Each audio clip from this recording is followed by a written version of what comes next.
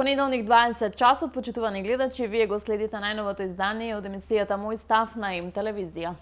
Мој денешен гостин и соговорник е универзитетскиот професор и политичар, професор доктор Јовај Кекеновски. Професоре, ви благодарам што ја прифативте мојата покана да бидете дел од Мој став на Им телевизија. Ви благодарам за поканата. Драго ми е што меѓу првите од како почнете со работа да искористам оваа шанса да ви посакам успешна понатамошна работа и се поголеми успеси, да бидете во топте најгледани телевизии и секако ми е задоволство да бидам ваш гостин во вашата емисија, каде што ќе проговориме малку и за политиката, малку и за науката, впрочем, сето она што вас ви интересира како на мене. Така и сето она што е во ваш домен. Ќе се навратиме малку ретроспективно назад, членство на опозицијската ВМРО ДПМН од 1990-тите години. Ве паметиме како потпредседател на град Скопје во тој период, па моето прво прашање ќе биде како функционираше тогаш градот Скопје, за разлика од денес кога гледаме една друга слика на постојана кавга помеѓу советниците и актуелната денешна градоначалничка.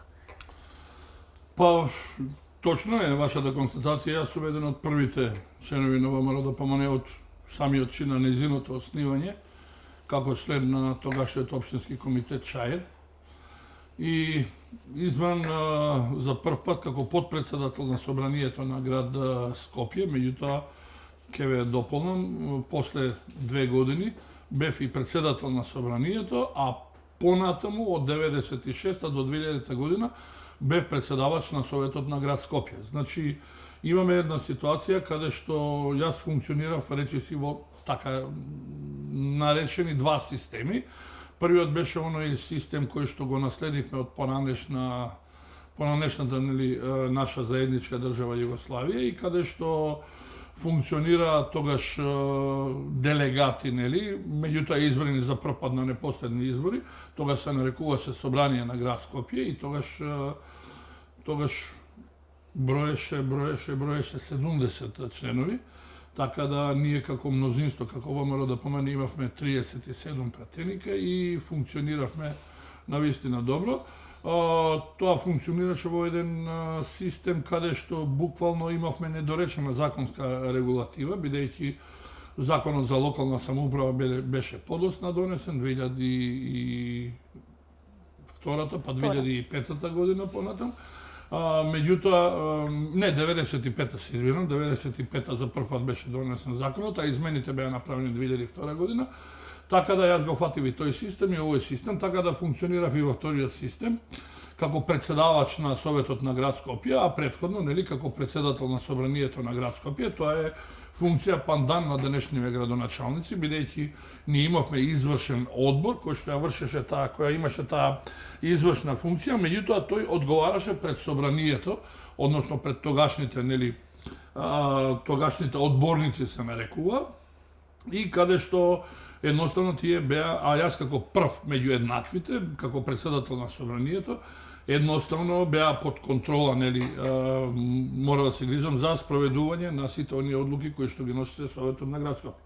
Имавме ние одреден период, поготово додека бев председавач на Совет, имавме одреден застојен период поради недореченост на законската регулатива, бидејќи тогаш имавме и делегирани представници од општините, тогаш имаше 7 општини, така да различното толкување на законската регулатива, дали председавачот се избира од редот на оние кои што беа директно избрани или требаше да се чекаат делегатите од општините, бидејќи тие подоцна се констатира.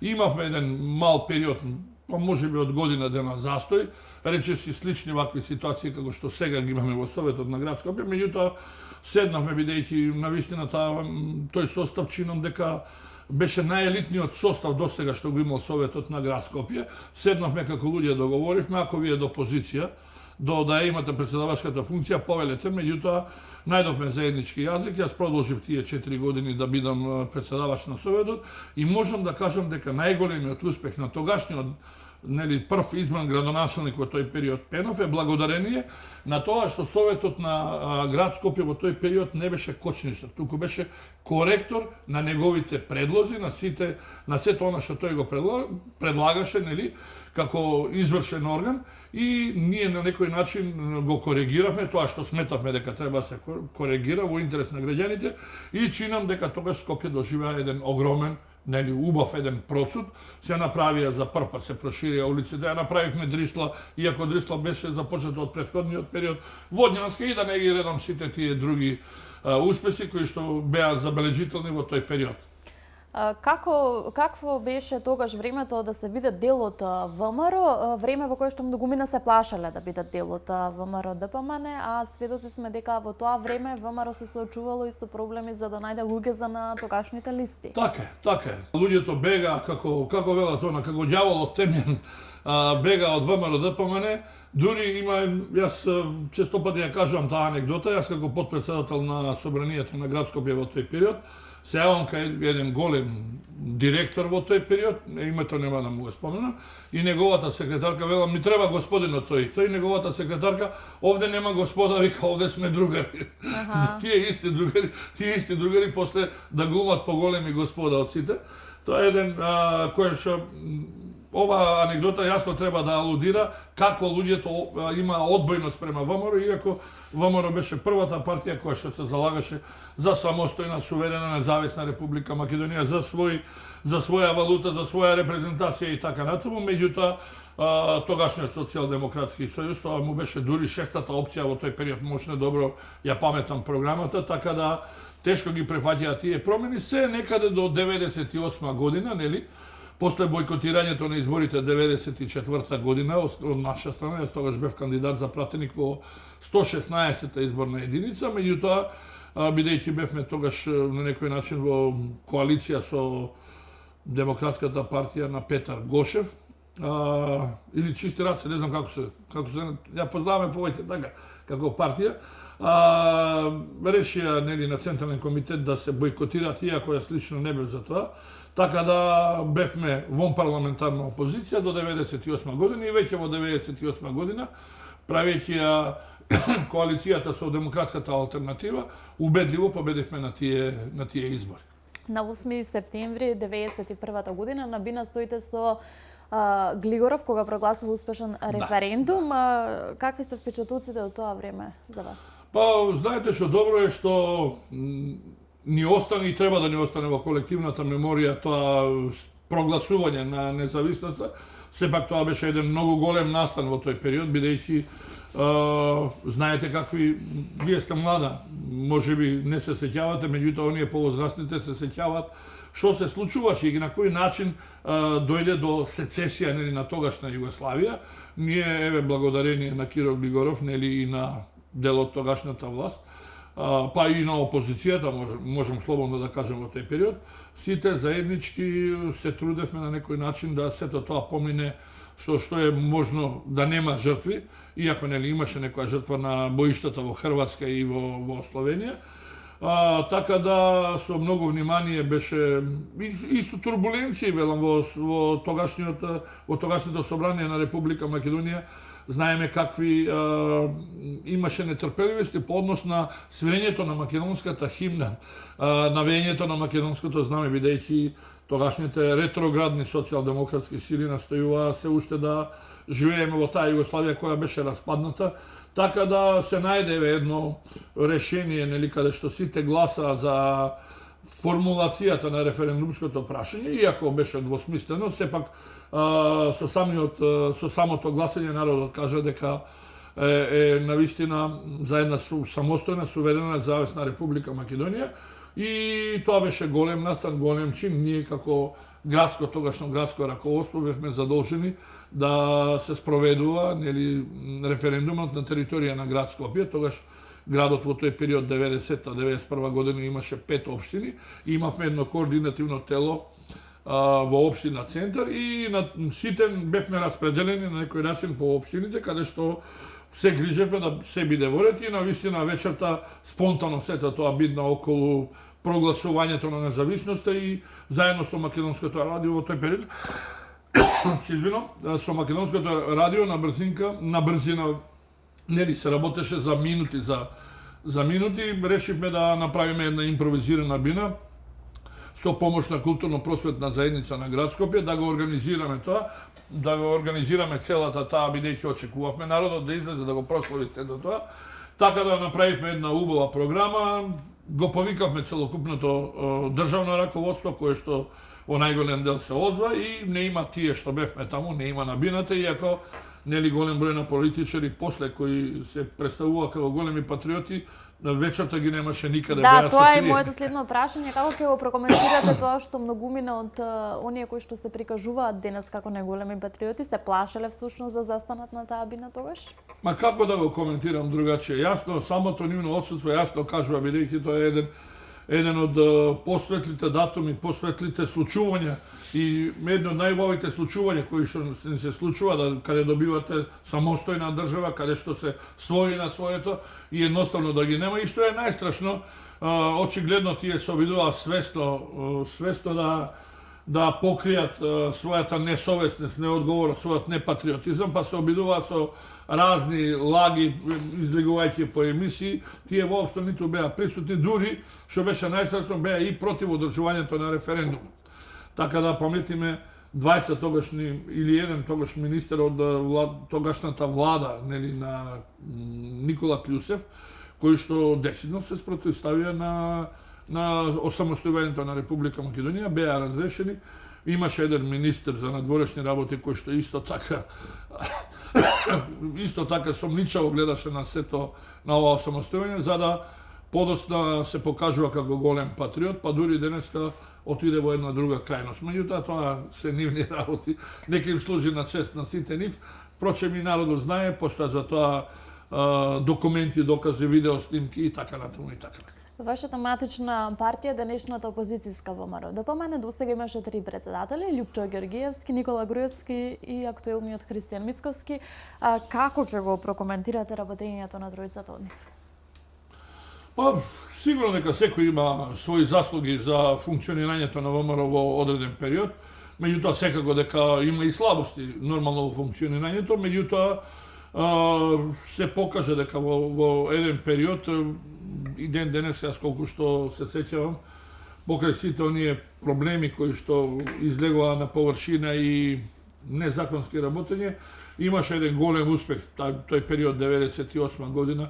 Впрочем, иако јас сум критичен има према претходната партиска власт која беше нели 12-13 години колку беше и државна власт, сепак јас го осудувам тој криминал што се случи и ми е жал што останаа голем дел што застарија кривичните дела, бидејќи бев еден од првите кои што се залагаше да ги очистиме партиските редови и нели и сите оние функционери, да ги замениме со честни луѓе, а не со криминалци кои што се богатеа на грбот на граѓаните.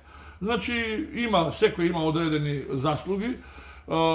Да се надеваме дека сега, онака како што стојат работите, ВМРО ДПМН убедливо ќе победи и да се надевам дека ќе ја формираме нели идната извршна власт и на тој начин да сите она што се боревме, што го замислувавме, да имаме една сериозна држава во која што ќе владее правото, каде што корупцијата ќе биде сведена на минимум. Јас сакам воопшто да нема корупција, меѓутоа за жал не можете да го изчистите, меѓутоа мора да има одговорност. Оној кој ќе дојде на идна позиција мора да знае дека мора да води сметка дека прво на пиедесталот е државата и граѓаните, а понатаму личните интереси. Значи апсолутно мора да има казненост за секое сторено кривично дело и одговорност до крајни граници за сите оние кои што не се на позициите на она што го декларирале, односно работат криминално. Професоре, ќе се кандидирате ли на конвенцијата за избор на председателски кандидат на ВМРО ДПМН?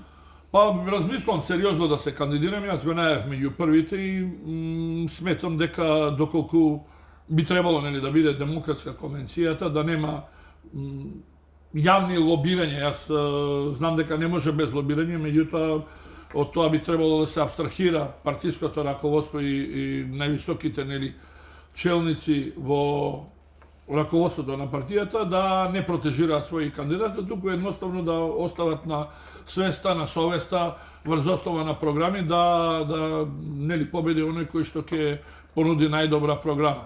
Јас велам еве каква грешка направи претходното раководство на претходната конвенција, каде што јас бев против кандидат на поранешниот нели председател Ѓорѓи Иванов, доколку оставија нели да гласаат самостојно и доколку ме избереа мене, чинам дека немаше да дојдеме до ова дереже, немаше да имаме ниту шарена револуција, а сите оние криминалци ќе беа таму каде што им е местото.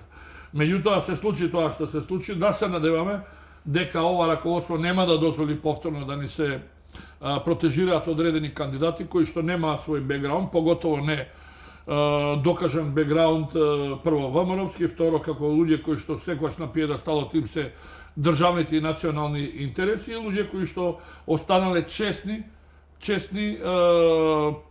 пред себе прво, а понатаму и пред целата јавност. Така да, ако постапат на тој начин, ако дозволат по слободно убедување, се надевам дека така ќе биде, сметам дека може да го добие најсериозниот во иднина председател на државата, кој што ќе промени многу работи за многу кратко време.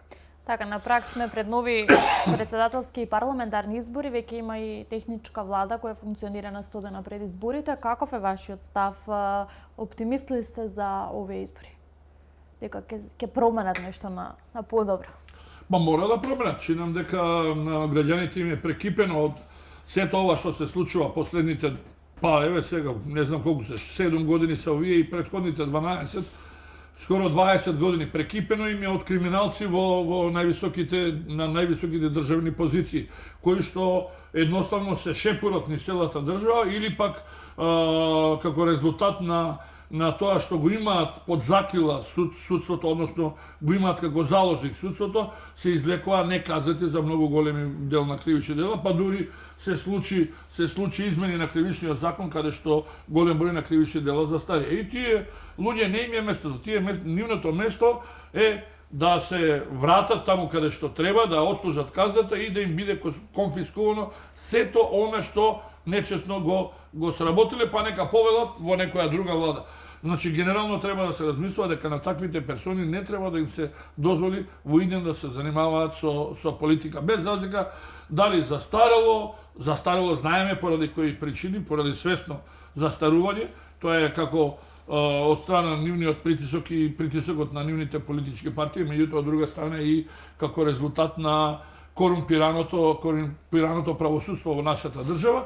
Така да тоа не смее да ни се случи, треба да направиме едно комплетно прочистување на сите позиции во државата, почнувајќи прво од највисоките политички раководства, па понатаму во законодавната, па и во извршната власт.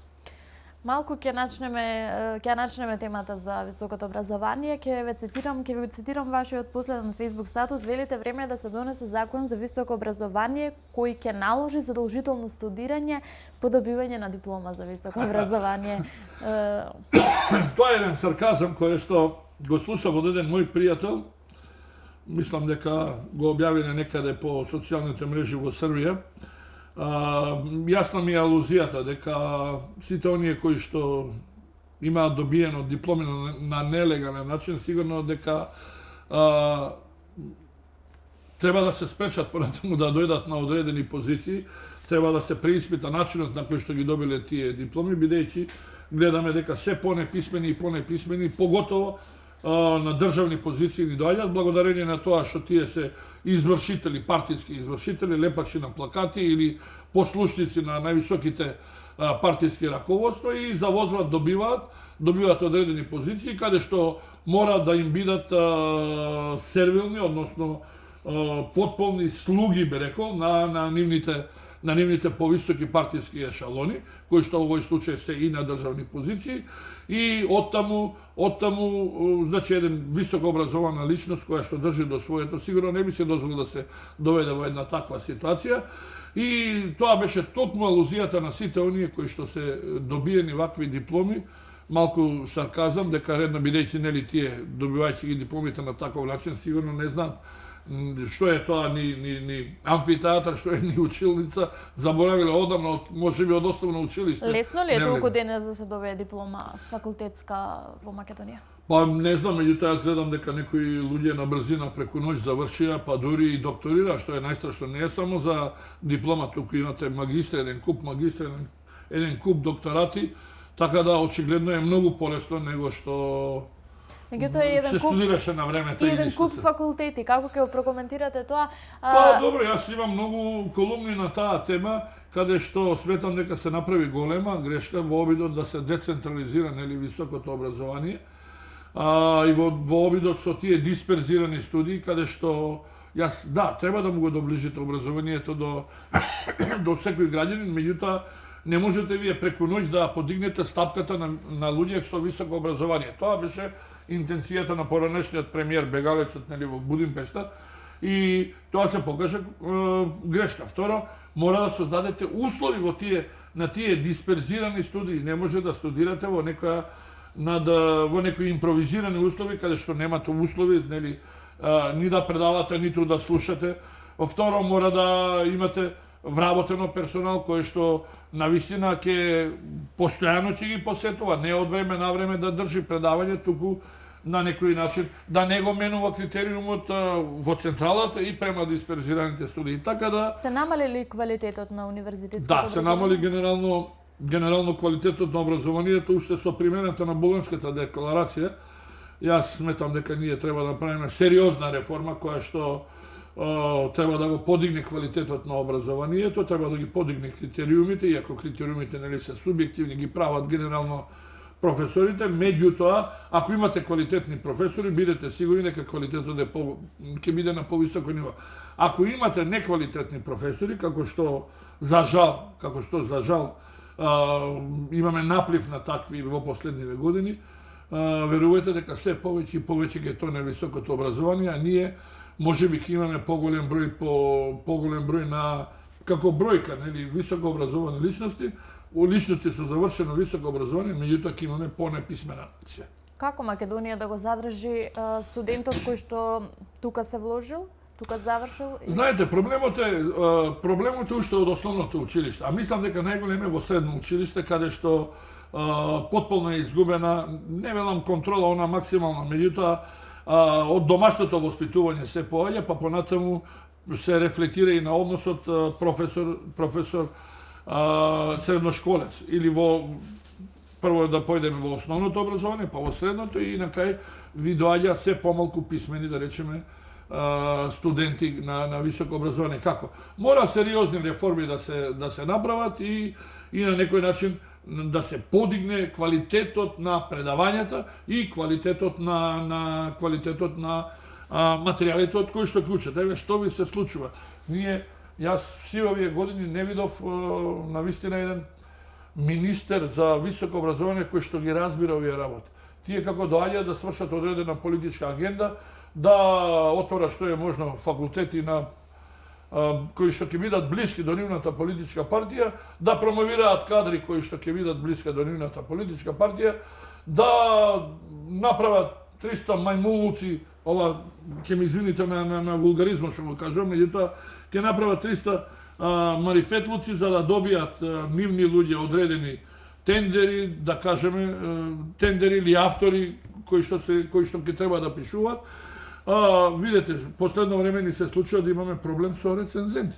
Никој не сака да биде рецензент на книги на кои што прво треба да посветите, не баре од почеток ја пишувате самата книга, мора да се вклучат хонорарите да бидат поголеми, да се вклучат професори кои што знаат како се пишува и кои што знаат како треба да биде содржината. Само на таков начин, ако имаме еден квалитетен министер, мислам дека во голема мера со промена на законот за високо образование, кој што има многу слабости, мислам дека можеме да дојдеме за кратко време до подобрување, 10-15 години велам, до подобрување на нивото, на квалитетот на високото образование, а генерално нели и нивото на едуцираност на нашите граѓани.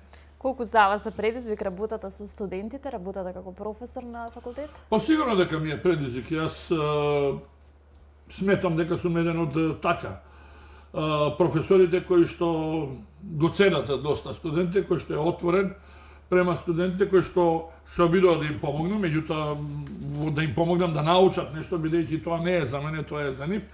И досега мислам дека сите оние критики кои што ги имаме, ако може да се наречат, нели, она евалуација што ја прават, се генерално позитивни. Водам сметка да бидам точен на наставата, да бидам интересен на наставата, каде што честопати се обидуваме она што е теоретско да го во рамките на, нели, на мојот сегмент, во рамките на моите предмети, да им го прикажам попластично преку конкретни примери и мислам дека би било незгодно јас сам да се фалам, меѓутоа мислам дека оној кој што го положил испитот кај мене има сериозни познавања, поготово говорам од мојот аспект, односно од моите предмети. Не можам да говорам за другите, меѓутоа таму каде што е ставена оценката, пролазна, нели, или било да е висока, бидете сигурни дека е еквивалент на неговото реално познавање и знаење. Сведоци сме дека многу од студентите кои што биле доста успешни решиле и да се иселат од државата. Како да ги мотивираме тие луѓе, тие квалитетни луѓе да останат овде и овде да работат?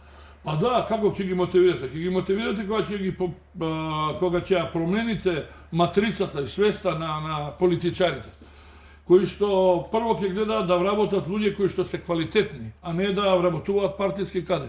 На тој начин вие само ќе ги охрабрите студентите. Понатаму сите оние кои што ги стипендирате, морате стипендиите да им ги давате на време, да бидат малку повисоки, да можат тие да не стравуваат како ќе преживеат од први до први, како ќе екзистираат, туку да се посветат екзистенцијата да му биде обезбедена, а од друга страна да вложи токму во книгата, да се вложи повеќе, да научи, да го надгради своето знаење. Мора паралелно да има и практична настава по однос на, би рекол, најголем дел од предметите кои што ги слушаат, бидејќи вие можете теоретски се да му кажете, ама ако не го почувствува во праксата, во праксата вие не можете од него да направите добар студент, односно утре да биде спремен, нели, кадар. Значи, само на тој начин, само ако успееме да овозможиме оние најдобрите, кои што највеќе ја знаат предметната проблематика која ќе конкурира на одредена позиција, да едноставно ги задржите и сигурно дека ги зголемите приходите. Видите што ви се случува. Имате на многу конкурси се јавуваат студенти кои што се биле најдобри, да речеме, во генерацијата и за жал тие студенти не добиваат ради тоа што треба да добие нечие синче на некој партиски функционер или некоја ќерка на некој друг партиски функционер. И тука сигурно дека тоа ги демотивира сите и затоа си го бараат чарето во странство, плюс и се многу поголеми примањата. Сметам дека оваа држава мора да поведе многу повеќе сметка, радикално да смени својата политика, а тоа ќе се смени само доколку ни дојдат политичари кои што се доволно едуцирани, доволно имаат практично и теоретско и практичко искуство, кои што се докажани во својата област и кои што се едноставно честни. Само на тој начин сметам дека ќе ја промениме целокупната клима и ќе ја промениме досегашната матрица. Професор Кекеновски, ви благодарам за времето и разговорот. Ви благодарам и вам. Мој став со професор доктор Јове Кекеновски, почитувани гледачи, вам ви благодарам што и овој пат бевте на М телевизија и не следевте. Овде ве поздравувам и закажувам наша наредна средба следниот понеделник во истото време.